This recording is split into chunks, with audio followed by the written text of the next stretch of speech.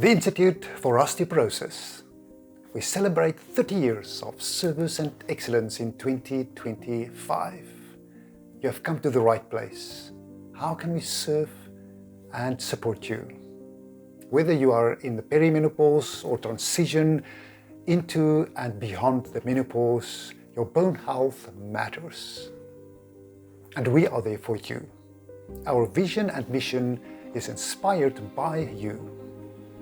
We specialized in bone mineral density scans, but we have advanced into the new era of innovative reporting, personalized treatment plans tailored to your individual need, as well as intentional collaboration with colleagues and industry leaders, as well as guideline creating organizations and foundations like NOFSA, our National Osteoporosis Foundation, and IOF, the International Osteoporosis Foundation.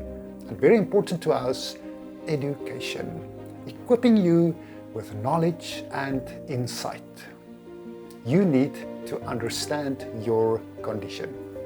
All of this is to empower you to optimize your bone health.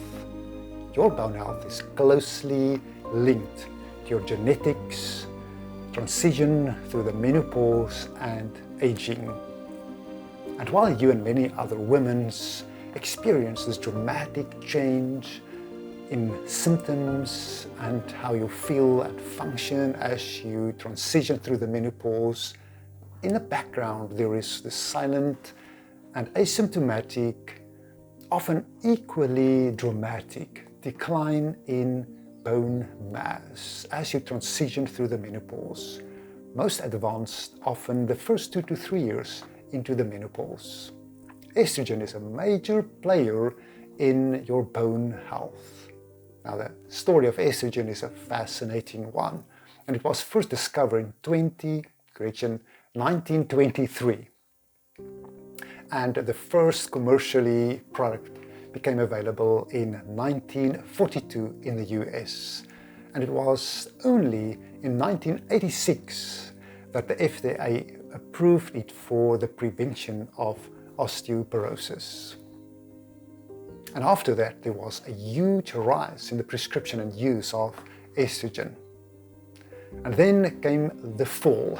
In July 2002 was the publication of one of the largest studies ever, the Women's Health Initiative, or WHI.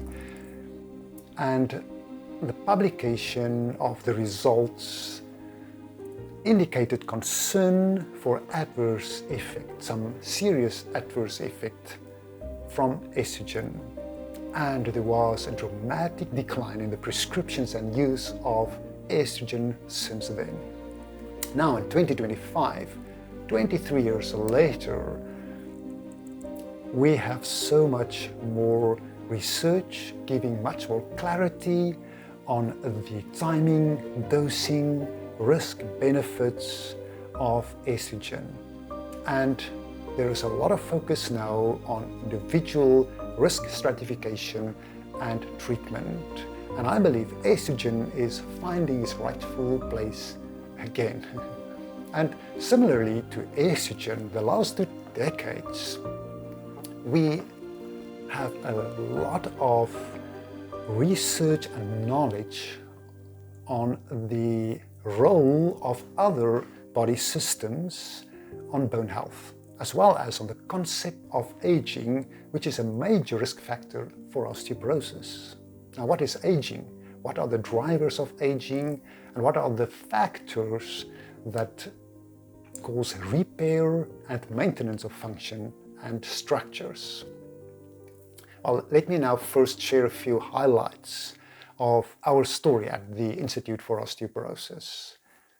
The Institute for Osteoporosis at the Louis Leipold Mediclinic in Belleville, Cape Town was first established and founded in 1995 by a group of gynecologists.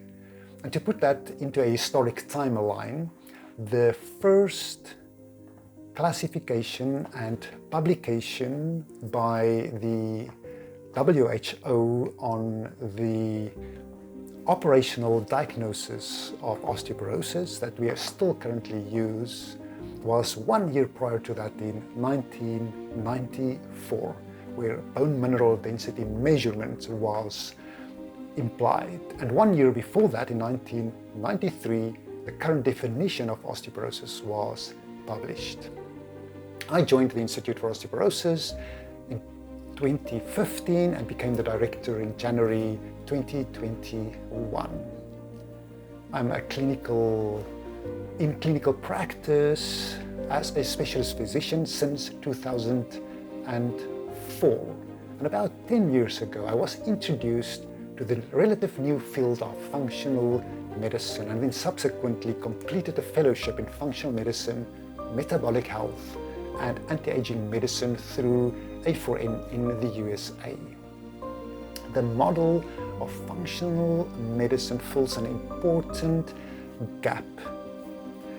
Functional medicine considers the interconnectedness of different systems, and it seeks to identify and addresses root causes and dysfunction, and also the influence of lifestyle, environmental, and genetic factors. And I believe that the framework of functional medicine model gives us new management strategies, since it addresses foundational aspects of health creation and optimization of supplements and nutraceuticals, holding a great potential for added benefits in health creation, and also supporting the benefits of pharmaceuticals.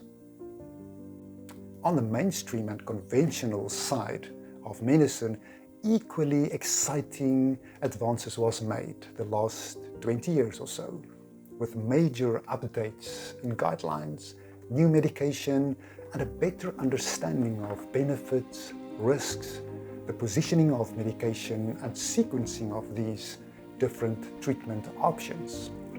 New risk calculators, refinement of them, and biochemical markers, especially bone turnover markers, and the best place to utilize them, as well as genetic testing. Now, I believe we are truly gifted with amazing advances in science and technologies. And we at the Institute for Osteoporosis embrace these gifts and pursue the practical and personal application of medical science into clinical practice. My desire is to contribute and advance the diagnosis and management of bone health and osteoporosis, taking hands with industry players and joining expertise and uniqueness. You have come to the right place. How can we serve and support you?